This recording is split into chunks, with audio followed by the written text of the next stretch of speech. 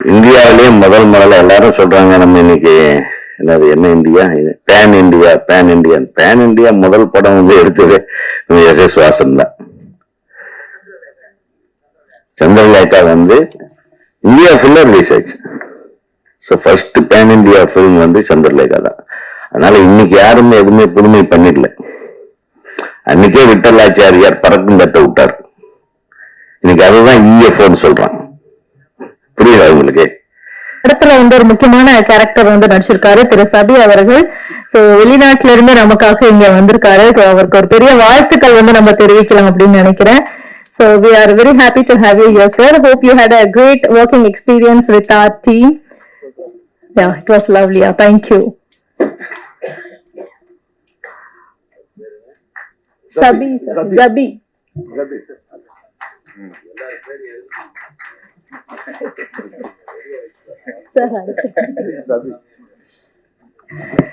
So அடுத்ததா director யூனியனுடைய தலைவரே சொல்லிருக்காரு.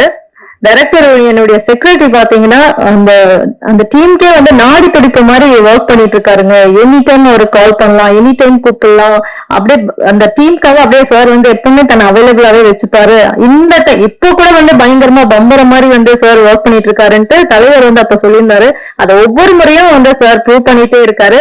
அண்ட் இன்னைக்கு இந்த நிகழ்ச்சியில சிறப்பு விருந்தினரா வந்திருக்காரு. இப்ப அடுத்ததா சார் இங்க வந்து பேச போறாரு. டைரக்டர் யூனியனுடைய செக்ரட்டரி அண்ட் மிக சிறந்த இயக்குனர் திரு ஆர்.வி. உதயகுமார் அவர்களை பேசுமாறு அழைக்கிறேன்.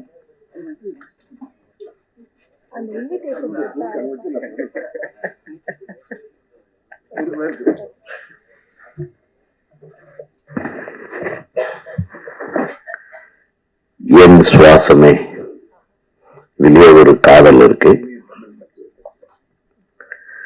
மிக அற்புதமான டைட்டில். சுவாசம் இல்லைன்னா உயிர் இல்லை, சுவாசம் இல்லை என்றால் உணர்வு இல்லை, சுவாசம் இல்லை என்றால் காதல் இல்லை, அன்பு இல்லை, சுவாசம் இல்லை என்றால் அனைத்தும் ஜடமே. சுவாசம் என்றது அவ்வளவு உயிர் முக்கியமான ஒரு விஷயம். ஒரு உயிர் வாழ்வதற்கு இன்னைக்கு ஆக்சிஜனுடைய தேவையை பத்தி நம்ம எல்லாத்துக்கும் தெரியும். இந்த கொரோனா காலத்துல இந்த ஆக்சிஜனை விட முக்கியமானது அதான் இந்த சுவாசம். ஆக்சிஜன் மாதிரி அது எவ்வளவு முக்கியமானதுன்னா அதுதான் எல்லாமே. The core of the life. அந்த டைட்டில வச்சதுதான் காதல் படத்தை எடுத்திருக்காங்க. உண்மையாவே இது வந்து பாராட்டுக்குரியது, வாழ்த்துக்குரியது. கண்டிப்பா இந்த படம் இந்த சுவாசத்திற்காகவே வெற்றி பெறும். ரெண்டாவது அப்படியே ஃபுல்லா மலையாள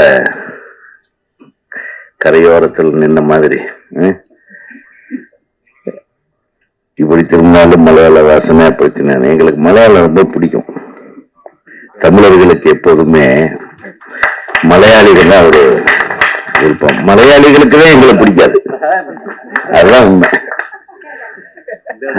இது அதெல்லாம் உங்களுக்கு அந்த பிடிக்கும்.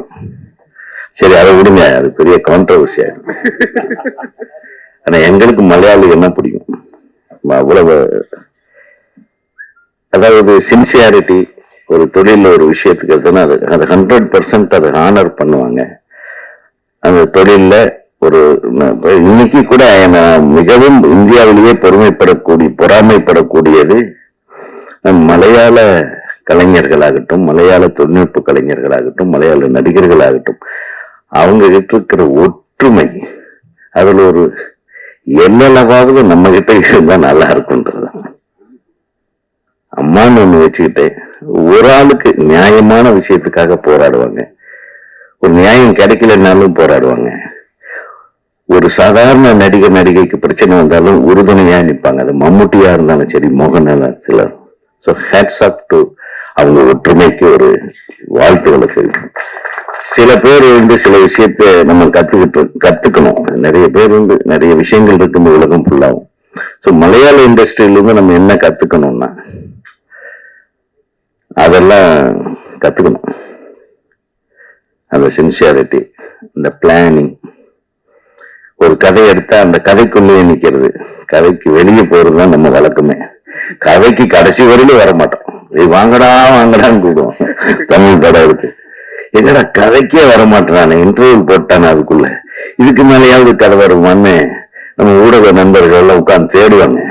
கடைசியில் ஒரு லைன்ல சொல்லிடுவோம், அடா இதுக்காகத்தானா அப்படின்னு. ஆனா அவங்க அப்படி இல்லை.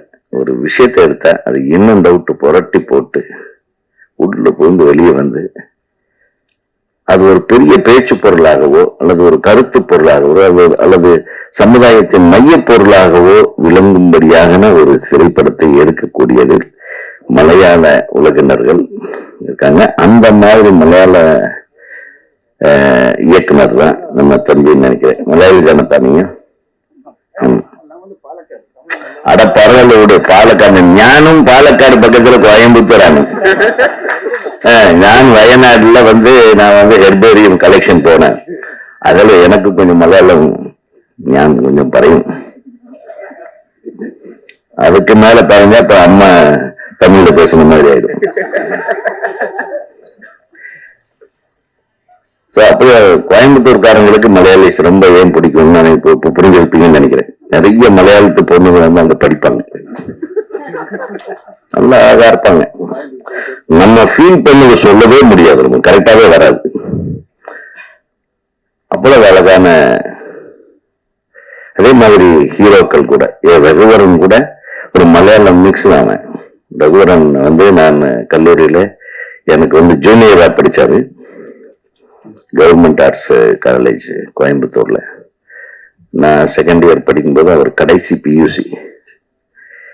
அவர் தான் பியூசியில கடைசி. பொம்பளை வேஷம் போடுறதுக்கு அவர் தான் கூப்பிடுவோம். முழு இருக்கும் ஃபேஸ். நான் ஹீரோவா நடிப்பேன். இந்த விச்சுன்னு இருக்காரு இல்லையா, அவன் வில்லனா நடிப்பான். நான் காலேஜில் டிராமா போடும்போது அவன் அழகான ஒரு பெண்ணு வேறுன்னு இவனை பிடிச்சிப்போம். யாரு? ரகுவரன்.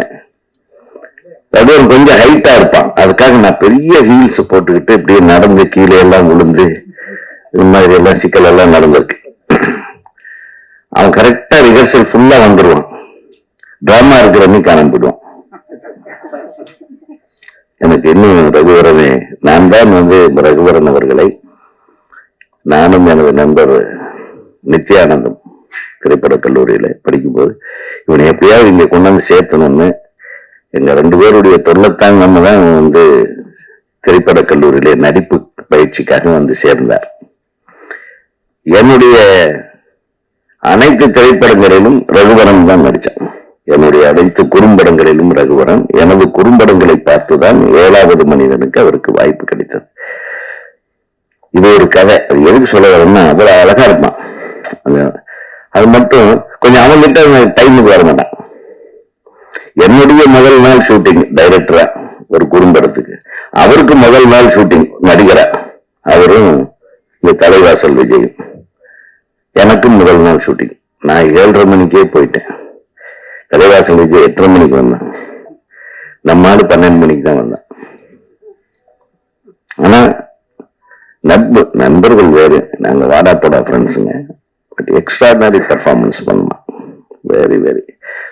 அவர் ஞாபகப்படுத்துறதுல இப்போ இந்த சபையில நான் சந்தோஷப்படுத்துறேன். ஏன்னா Raghuvaran the most lovable friend of mind. அந்த மாதிரி இந்த திரைப்படத்துல நான் பார்க்கல, மேல உட்கார்ந்து பார்த்துட்டு தான் போவேன்னு நினைக்கிறேன். அம்மா சொன்னாங்க, கவிஞர் சொன்னாங்க, கவிதாயினி சொன்னாங்க, அவங்க ஆல் லாங்குவேஜ் மாஸ்டர் போல இருக்கு, நாங்க ஏதாச்சும் தமிழ்ல தப்பு கண்டுபிடிச்சிடாதீங்க. அவங்க சொல்லும்போது சொன்னாங்க, பெண்ணியத்தை நேசிக்கிறவங்க கொஞ்சம் அதிகமா இருக்கு, அதாவது பெண்களை காட்டுறதை கம்மி பண்ணுங்கன்னு.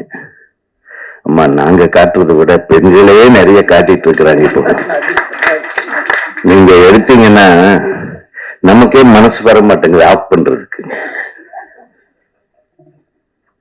உண்மையுமே நீங்க முகநூல், இந்த பேஸ்புக், இதுல எல்லாம் போங்க, இன்ஸ்டாவில எல்லாம் போங்க. நீங்க இது எங்க கிட்ட சொல்லாதீங்க, அவங்க கிட்ட தான் சொல்லணும்.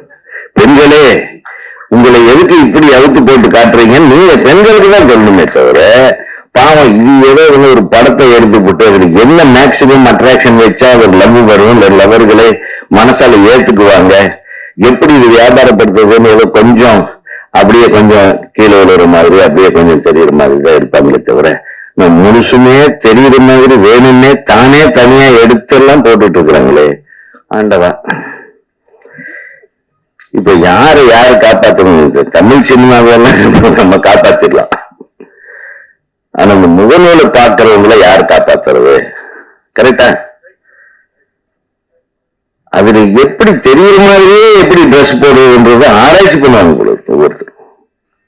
இன்னொரு பெண்கள், நான் சொல்றது பெண்கள் அப்படி நடிக்கலாம்னா ஏதாவது ஆம்பளை எதுக்கு எடுக்கிறான்? அதனால மிகச்சிறந்த படங்களை எடுக்கக்கூடியவர்கள் கேரள மண்ணை சார்ந்தவர்கள். அதே மாதிரி முதல்ல கேரளாவில் இருந்துதான் பிட்டு வாங்கிட்டு வந்து இங்க ஓட்டுவாங்க. அந்த படம் எடுக்கிறதுலையும் நல்லவர்கள் அவங்கதான், அவங்க ஆரம்பிச்சு விட்டதான். கரெக்டாக சில டைம்ல ராஜன் தெரியும், எப்பா எத்தனாவது ரீல்ல பிட்டு வருது அப்படின்னு கேட்பாங்க. இதெல்லாம் நான் ஓப்பனா ஏதாவது எத்தனாவது ரீல்ல வருது, அந்த ரீல் வரையில படம் பார்ப்பானுங்க. அப்புறம் கேள்வி அதுல வரலன்னு வைங்க, என்ன வரல இப்படியே முழு படமும் சில பேர் வராமையே ஏமாத்திடுவாங்க. சோ அந்த மாதிரி அந்த விஷயத்திலயும் அந்த ரொம்ப ஃபேமஸ், நல்ல படங்கள் எடுப்பதிலும் ஃபேமஸ், நல்ல நடிகர்களை உருவாக்குவதிலும் ஃபேமஸ். நான் கூட கொஞ்ச நாளைக்கு முன்னாடி ஒரு பாட்டு எழுதினேன், மல்லிகாபுரம். அது தமிழ் வெர்ஷனுக்கு நான் பாட்டு எழுதினேன். புன்னகை பூவே பொன்னிற தேரே பொங்கிடும் பூங்காற்றே தந்தனே. அந்த பாட்டு பெரிய ஹிட். எதுக்கு சொல்ல வர மியூசிக் டைப்ஸ் ஞானம் பாட்டு.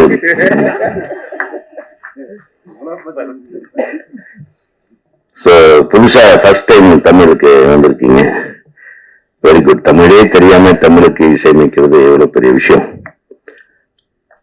அவசியமே இல்லை. நீங்க எல்லாரும் சொல்லிட்டு இருந்தீங்க மலையாளத்துல எனக்கு மலையாளம் தான் பேசுவேன்.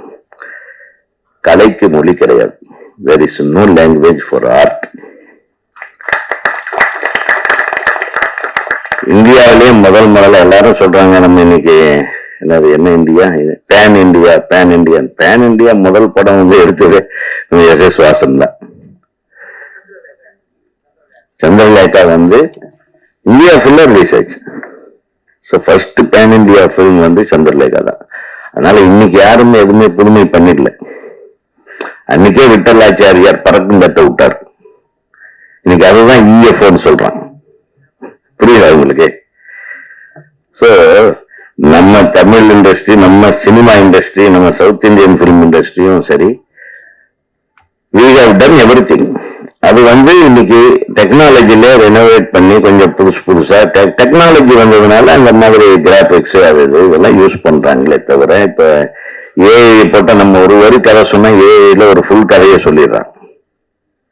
ஆர்டிபிஷியல் இன்டெலிஜென்ஸ் சாட் ஜிபிடி போனீங்கன்னா நம்ம கதையே வேற மாதிரி கதையா வரும். நீங்க அதுவே நாளைக்கு சொன்னீங்கன்னா அது வேற கதையா வரும். சோ இந்த மனித மூளைக்கெல்லாம் வேலையே இல்லாம போகுது. இப்போ பாதி பேர் மியூசிக்கு, நம்ம ஒரு மியூசிக் ஒரு நோட் போட்டு விடணுமா அதுக்கு ஒரு சாங்கே வந்துடும். அதனால கிரியேட்டர்கள் எல்லாம் என்ன சிறந்த முறையில நல்ல, அதாவது இப்ப நீங்க இளையராஜா என்கிற மிகப்பெரிய ஆளுமை இசையில வந்து அவர் பண்ண சாதனையை இந்திய சினிமா வரலாற்றுல வேற எவனும் பண்ண முடியாது. இளையராஜா பண்ண சாதனை. ஏன்னா எந்த உணர்வுக்கும் அவர் ஒரு ராகத்தை மாத்தி அந்த உணர்வோட இந்த பாட்டு இந்த இதுதான் வரும் அப்படின்றது எல்லாத்தையும் இலக்கணத்தை எல்லாம் மீறி எல்லா ராகங்களும் எல்லா உணர்வுகளுக்கும் பங்கு போட்டு ஒவ்வொரு சிச்சுவேஷனுக்கும் பாட்டு கொடுத்த ஒரு இளையராஜா. ஒரு இளையராஜா பாட்டை மட்டுமே கேளுங்க, நீங்க பெரிய மியூசிக் டைரக்டர் ஆயிடலாம். வேற எதுவுமே இல்லை. முடிஞ்ச அவரை காப்பி கூட அடிங்க, தப்பு இல்லை. நல்ல இசையை காப்பி அடிக்கலாம். அதுக்காக அது பண்றேன் இது பண்றேன்னு கொஞ்சம் மனுஷனுங்களே டார்ச்சர் பண்ணிடாதீங்க, புதுசா பண்றேன். ஆக இந்த திரைப்படத்து தயாரிப்பாளர் என்னுடைய அன்பு சகோதரர் எங்க அவரு எஸ்கேஆர் வரலையா? சரி, அர்ஜுன் குமார் எல்லாத்துக்கும் என்னுடைய மனமார்ந்த வாழ்த்துக்கள். பிஜே உங்களுடைய மியூசிக் வந்து ஃபுல்லா நான் கேட்கல, பட் இருந்தாலும் we welcome you. This is an industry for yours, for you. அந்த இது தமிழ் தெலுங்கு மலையாளம் இதெல்லாம் கிடையாது. நீ சூப்பர் மியூசிக் கொடுத்தேன்னா எல்லாரும் நாளைக்கு உங்க வீட்டுக்கு வந்துடுவாங்க. அப்புறம் நாங்கெல்லாம் மலையாளத்துல உங்ககிட்ட பேசுவோம். அந்த கொடுமையெல்லாம் நீ தாங்கிக்க வேண்டியது. அப்புறம் டைரக்டரு, நல்ல இயக்குனர் கம் ஒளிப்பதிவாளர், all the best, all the very best. ஏன்னா இதான் ஃபர்ஸ்ட் படமா? இது தேர்ட் ஃபிலிம், டைரக்ஷன் ஃபர்ஸ்ட் தமிழ்ல.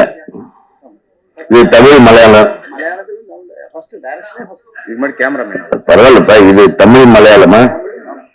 சரி, இது கூட ஒரு சவுத் இந்தியன் மூவி தான், பேன் சவுத் இந்தியா. வாழ்த்துக்கள். அப்படியே கன்னடத்திலையும் டப் பண்ண வேண்டியதான், கன்னடம் தெலுங்குல நல்ல படமா வந்ததுன்னா அதை பண்ணிட வேண்டியதான், அவ்வளவுதான். Wish you all the best. அப்புறம் நடிகர் ஒரு பேர் என்ன, ஆதர்ஸ் வராமல் போன அந்த அழகான ஹீரோயின். ஆமா, அந்த பொண்ணை எப்படியாவது பாத்துடலாம்னு ட்ரை பண்ணேன். நாங்கெல்லாம் எப்பவுமே ஹீரோயின் வந்தாதான் ரொம்ப நேரம் இருப்போம் மேடையில. ஏன்னா ஹீரோயின்களே வராம நம்மள மேடையில ரொம்ப நேரம் உட்காந்து வைக்க கூடாதுன்றதை நான் உடனே பேசிட்டு கிளம்புறேன். ஆக இந்த ஹீரோ ஆகட்டும் ஹீரோயின் ஆகட்டும், அம்மா அவங்க பேர் எனக்கு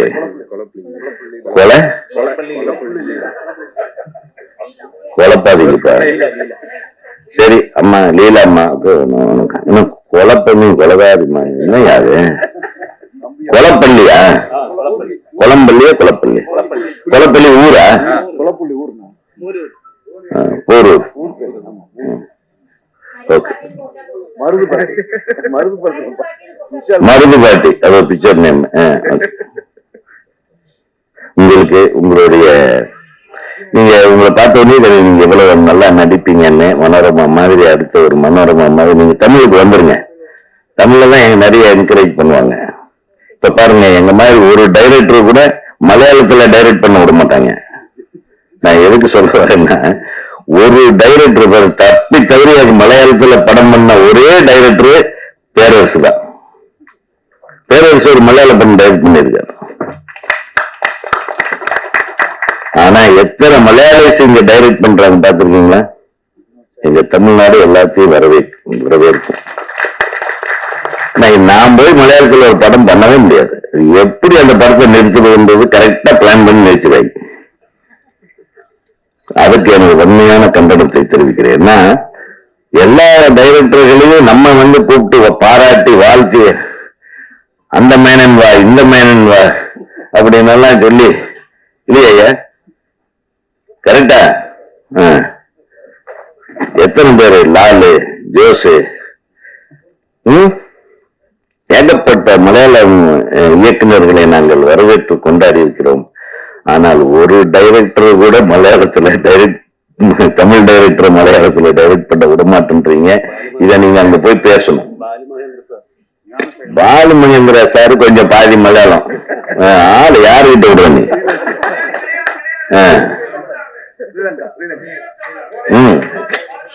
ஈழத்தமிழ். சரிடா, செந்தில் சும்மா அப்படி போட்டு வாங்குறா. அவன் பாரு என் அசிஸ்டன்ட் தான். டைரக்டர் எப்ப தப்பு பண்ணாலும் உடனே குரல் கொடுப்பான். ஃபாசில் இல்ல, அதான் சொல்றேன். நீங்க எத்தனை இயக்குநர்கள் இங்க வந்திருப்பாங்க மலையாளத்துல இருந்து, அவங்கள நம்ம கொண்டாடி இருக்கோம். ஆனா ஒரு தமிழ் இயக்குனராவது இங்கிருந்து இப்போதைக்கு நம்ம போக முடியுதா பாருங்க. சும்மா எண்ணிக்கையில பாரு, அவர் ஒரு படம் பண்ணிட்டு ரொம்ப கஷ்டப்பட்டு வெளியே வந்தாரு, இன்னும் வரல. எதுக்கு சொல்ல வரேன்னா, எல்லாத்துக்கிட்டையும் அந்த சகோதரத்துவம் இருக்கணும்ன்ற. நம்ம கிட்ட மட்டும் இருக்கு. நம்ம வந்தவரை வாழ வைக்கும் தமிழ்நாடு என்ற தமிழகம் மாதிரி அனைவரையும் நம்ம அரவணைச்சுக்கிறோம். தெலுங்கு படம் டைரக்டர் ஒருத்தர் பண்ணாருன்னா டக்குன்னு உடனே அவரை கூட்டு வந்து நம்ம பெரிய ஹீரோக்கள் ஒரு தமிழ் படம் கொடுத்துருவாங்க. நம்ம அதுக்கு உட்கார்ந்து கை தட்டுவோம். மலையாள படத்தை டைரக்டர் வந்து பண்றாருன்னா அவருக்கு தனி முத்திரையை கொடுப்பாங்க. தனி அவருக்கு மட்டும் ஸ்பெஷலா கம்போஸ் பண்ணுவாரு சில மியூசிக் டைரக்டருக்கு. எங்க ராஜா சாரியும் சேர்த்து சொல்றேன். அப்போ அதே மாதிரி நம்ம ஆளுக்கு அங்க போய் பண்ணும்போது நம்மளுக்கு ஆதரவு கொடுக்கணுமா இல்லையா? உள்ளே விட மாட்டாங்க சார். அதை மட்டும் நீங்க எல்லாரும் பாட்டிமா நீ தான் சாட்சி. நீ அங்க பேசணும், அம்மாவில பேசணும். நீங்க ஏன் ஒரு தமிழ் டைரக்டர் நல்ல டைரக்டர் இல்லை இங்க கூப்பிட்டு ஏன் படம் பண்ண மாட்டேன்றீங்க? எங்களை திட்டுவாங்க மேடையில. என் பெயரை சொல்லு டைரக்டர் அசோசியேஷன் செக்ரட்டரி சொல்றாரு. பண்ணணுமா இல்லையா? அவ்வளவு. நீங்க தான் எங்க சார்பா அங்க நின்று சண்டை போடணும். Okay done. ஆக இப்படியோ வேலை இப்படியோ கண்டென்ட் கிடைச்சிச்சு. இங்க வாமா, நான் உங்க எங்கேயோ கொண்டு போய் விட்டுருவேன். அதெல்லாம் ஒண்ணும் பிரச்சனை. எங்க என்ன நல்ல நல்ல பிரமாதமான இடத்துக்கு அதெல்லாம் ஒண்ணும் இல்லை. ஒரு படம் பார்த்தாத சின்ன கவுண்டர் மாதிரி ஒரு மனோரமா கெட்டப் மாதிரி ஒண்ணு கொடுத்தா உலகம் ஃபுல்லா பேசப்படுவீங்க நீங்க. அதனால தான் மனோரமா ஆட்சிக்கு அந்த பல்லு வச்சு ஒரு கெட்டப் கொடுத்தேன். அது பெருசா ஒர்க் அவுட் ஆகலையா? அந்த மாதிரி அம்மாவை கூப்பிட்டு பேரரசு ரெடியா இருக்காரு. ஒரு ஊர் படத்துல இருக்கு. அடுத்த படத்துலயே ஒரு பல்ல வச்சுட்டு வேற மாதிரி கெட்டப் பண்ணி விட்டுருங்க. முடிஞ்சு வச்சு. ஆக இந்த திரைப்படத்தில் நடித்த அனைவருக்கும் எனது மனமார்ந்த வாழ்த்துக்கள். தொழில்நுட்ப கலைஞர்கள், பாடல் எழுதினவர் இந்த தம்பி ஐயா வந்தார், வாழ்த்துக்கள் பிரதர். நான் பாடல் கேட்கல, நான் கேட்டுறேன். அப்புறம் இயக்குனரோட மனைவி இங்க வந்து ஒரு நம்ம பேசுறதுக்கு முன்னாடி எல்லாம் அழகா கோர்த்து வழங்கிட்டு இருந்தாங்க. இயக்குனரா? அதான் சொன்னேன் இயக்குனர் மனைவின்னு சொன்னது தப்பா போச்சு. நீ ஷாக்கா நிக்கிறேன், எனக்கே பயமா போச்சு. பொய் சொல்லிட்டோமான்னு. இயக்குனரோட மனைவி அழகா வர்ணனை பண்ணாங்கன்னு ஒன்னே நீ ஷாக் ஆயிட்டியா? நான் கேட்டது தப்பா இல்ல நீ சொன்னது தப்பாங்க? ரைட்டா? அவர் பேர் என்ன படம் பண்ணாரு? ஓகே, வாழ்த்துக்கள் வாழ்த்துக்கள். உன்னை பார்த்து அந்த டைட்டில் வச்சிருப்பார், பொம்மை நாயகின்னு. ஆக நல்ல அழகா பண்ணீங்க. நம்ம PRO ஆனந்த் அவர்களுக்கும் இந்த படத்தை வாங்கி வெளியிடவிருக்கும் யாரு டிஸ்ட்ரிபியூட்டர்களுக்கும் தியேட்டர் உரிமையாளர்களுக்கும் இந்த மக்களிடத்தில் கொண்டு போய் அழகாக சேர்க்க இருக்கின்ற எங்களுடைய பத்திரிகை நண்பர்கள், தொலைக்காட்சி நண்பர்கள், ஊடக நண்பர்கள் அனைவருக்கும் எனது மனமார்ந்த வாழ்த்துக்களை சொல்லி இந்த படத்தின் வெற்றி விழாவிலே சந்திப்போம் என்று கூறி நன்றி கூறி விடைபெறுகிறேன். நன்றி, வணக்கம்.